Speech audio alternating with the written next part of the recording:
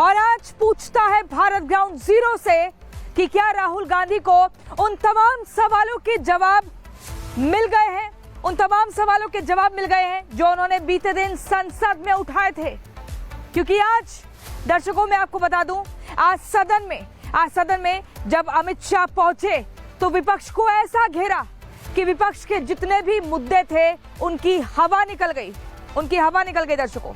और मैं आपको बता दूं कि लगातार जो एक तस्वीर देखने को मिली है जिसमें अमित शाह ने राजीव गांधी से लेकर इंदिरा गांधी से लेकर सोनिया गांधी के दौर तक की ऐसी पोल खोल कर रख दी, ऐसी बातों का जिक्र किया कि राहुल गांधी तिलमिला गए। आखिर क्या बताया अमित शाह ने, हम दर्शकों आज आपको बताएंगे। ये पहली खबर है और किस बात पर लगातार राहुल गांधी और अमित शाह के बीच तीखी नोकझोंक होती रही, आज ये खबर हम आपको विस्तार से दिखाएंगे और वो बयान भी सुनवाएंगे। लेकिन दर्शकों दूसरी खबर आप देखिए, अभी दूसरी खबर गोवा से है। गोवा जहां पर एक नाइट क्लब को डेथ चैम्बर बनाया गया था, ये डेथ चैम्बर बनाया गया और उसके बाद वहां पर 25 लोगों की मौत हो जाती है, जिसके पीछे जिम्मेदार लूथरा ब्रदर्स बताए गए। लूथरा ब्रदर्स की एक बड़ी नाकामी निकलकर सामने आई और इस पूरे अग्निकांड को अंजाम देने के बाद जब ये सब कुछ हो गया, जब वहां 25 लोगों की लाश बिछ गई तो ये दोनों फरार हो जाते हैं। सवाल बड़ा ये है कि आखिर लूथरा ब्रदर्स किसकी शह पर विदेश भाग गए और अब तक पकड़ में क्यों नहीं आए। और लूथरा ब्रदर्स के एक बड़े राजदार के बारे में भी दर्शकों पता चला है। आज उस राजदार के बारे में भी हम आपको बताएंगे कि आखिर उसका क्या कनेक्शन है और कैसे वो पकड़ में आया। तीसरी बड़ी खबर जो हम आपको आज बताएंगे और वो खबर है पाकिस्तान से। पाकिस्तान जहां पर इमरान खान को लेकर सड़क पर आ गए थे लोग, उनके जितने समर्थक हैं, पीटीआई पार्टी के समर्थक। और वहां पर हुआ क्या, वहां पर ये कहा जा रहा है कि मुल्ला मुनीर ने ऐसा न जाने क्या कह दिया है पाकिस्तान की सेना और पुलिस को कि अब इमरान खान के साथ साथ उनकी बहनों को भी सताने का, परेशान करने का काम किया जा रहा है। जिसके बाद से रावलपिंडी की सड़कों पर संग्राम मच गया, लगातार हाहाकार मचा हुआ है। तो ये तीन बड़ी खबरें दर्शकों पूछता है भारत ग्राउंड जीरो से, एक हम करके हम दिखाएंगे आपको। लेकिन सबसे पहले आज की जो सबसे बड़ी खबर है, जहां हम मौजूद हैं, हम सीधा सदन के बाहर मौजूद हैं और वहीं सदन के भीतर आज संग्राम हुआ। वहां जो करारा एक जवाब दिया गया है, जिसके बाद विपक्ष 9-2-11 हो गया, इसको लेकर हम आपको बताएंगे दर्शकों। देखिए अमित शाह, देश के केंद्रीय गृह मंत्री, क्या हुआ था, अमित शाह पहुंचे सदन में चुनाव सुधार को लेकर बात रखने के लिए कि कैसे चुनाव सुधार पर सरकार का क्या पक्ष है, ऐसे में क्या कुछ प्रक्रिया होनी चाहिए, इसको लेकर बात रखने के लिए अमित शाह पहुंचे थे। लेकिन वहीं पर एसआईआर का मुद्दा लगातार विपक्ष उठा रहा था, इस पर हाहाकार मचा हुआ था और तब अमित शाह ने विपक्ष को ऐसा घेरा कि विपक्ष एकदम उसकी हालत खराब हो गई। वहां पर अमित शाह ने इंदिरा गांधी का दौर याद दिलाया, राजीव गांधी का दौर याद दिलाया, सोनिया गांधी का दौर याद दिलाया और उस दौर के दौरान जो खामियां थी उनको भी बताया। चुनाव, ये आपको बता दूं दर्शकों, राहुल गांधी ने 3 सवाल पूछे थे। वो 3 सवाल हम बता दें आपको क्या थे। वो ये थे कि चुनाव आयुक्त की नियुक्ति के वक्त सीजीआई को परमिशन क्यों नहीं मिली थी। दूसरा सवाल ये था कि आखिर दिसंबर 2023 में ये कानून क्यों बदला गया कि चुनाव आयुक्त पर कोई भी कानूनी कार्रवाई नहीं की जाएगी। तीसरा सवाल ये था कि चुनाव होने के बाद 45 दिन बाद का जो सीसीटीवी फुटेज है वो डिलीट क्यों किया गया। और उसके बाद अमित शाह ने हर एक सवाल का जवाब दिया जो बीते दिन पूछे गए थे और उसके बाद आज जो तस्वीर थी वो अलग थी दर्शकों। अमित शाह ने बताया कि मैं तय करूंगा, यानी कि वो खुद ये तय करेंगे कि कैसे उन्हें जवाब देना है, किन बातों का जवाब देना है और कैसे राहुल गांधी एकदम तिलमिला गए, क्योंकि एक एक बात का, एक एक सवाल का point two point Amit Shah ने जवाब दिया। जिसके बाद विपक्ष के पास कोई सवाल नहीं था, विपक्ष की हवा एकदम सवालों के मुद्दों की निकल गई है। ये रिपोर्ट देखिए।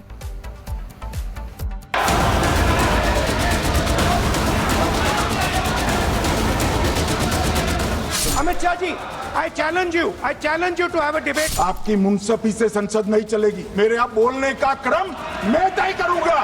2 मिनट बैठिए। गृह मंत्री अमित शाह ने आज सदन में बोलना शुरू किया तो राहुल गांधी के हर उस सवाल का जवाब दिया जिन सवालों को लंबे समय से राहुल गांधी राजनीतिक गलियारे में लेकर घूम रहे थे।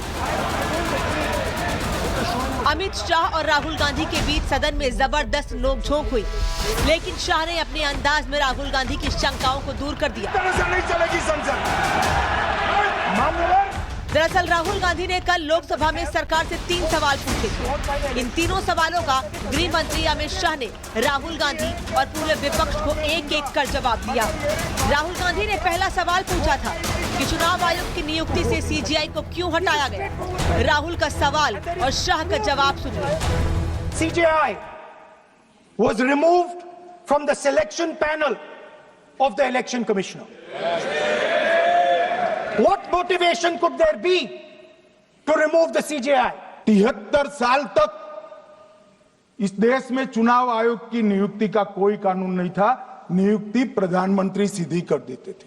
टोटल अब तक जितने चुनाव आयुक्त हुए और जितने मुख्य चुनाव आयुक्त और चुनाव आयुक्त, ये सभी इसी प्रकार से हुए।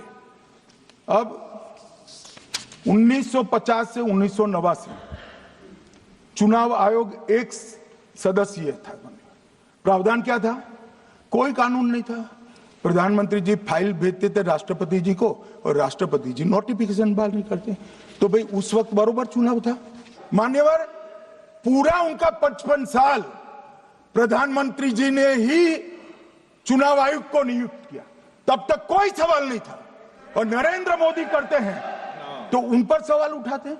जब 89 में चुनाव आयुक्त उनकी सुनते नहीं थे तो पहली बार उस पर ब्रेक लगाने के लिए चुनाव आयोग को बहुत सदस्यीय बनाया गया।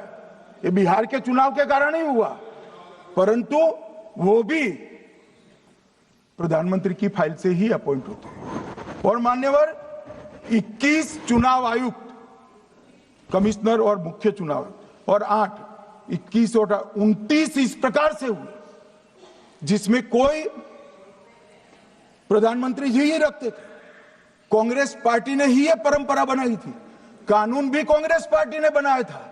मगर आज आरोप करना है इसलिए आपने चुनाव चोरी कर लिया, चुनाव चोरी कर लिया, चुनाव चोरी के कहने से कुछ नहीं होता। जनता हमको सुनती है भाई, और हम जवाब भी देते हैं। राहुल गांधी का दूसरा सवाल भी चुनाव आयोग से जुड़ा था। राहुल ने कल पूछा था, दिसंबर 2023 में कानून क्यों बदला कि चुनाव आयुक्त को दंडित नहीं किया जा सकता। गृह मंत्री शाह ने सिलसिलेवार तरीके से राहुल के इस सवाल का भी जवाब दिया। In December 2023, this government changed the law.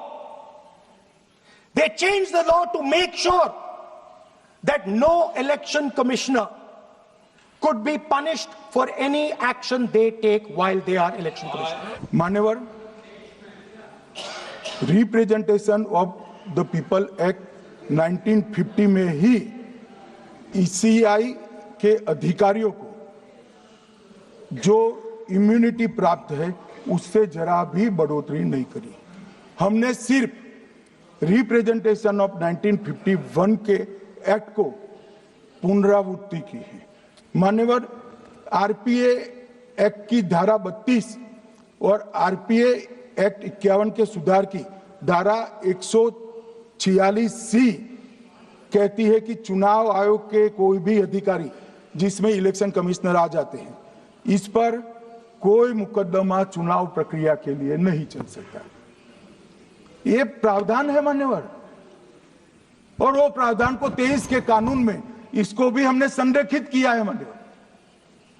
इतने सारे वकीलों को राज्यसभा दे रखी है, भगवान जाने क्या करते हैं सर। अपने नेता को ब्रीफ भी नहीं करते। सदन में अमित शाह पूरी तैयारी के साथ आए थे। बात चुनाव सुधार पर होनी थी। अमित शाह ने वोट चोरी के आरोपों से लेकर ईवीएम तक हर मुद्दे पर धुआंधार तरीके से अपनी बात रखी। शाह ने राहुल गांधी के सीसीटीवी फुटेज डिलीट करने वाले तीसरे सवाल का जवाब भी आज दे दिया। Why was the law with regards to CCTVs and the data that they contain changed?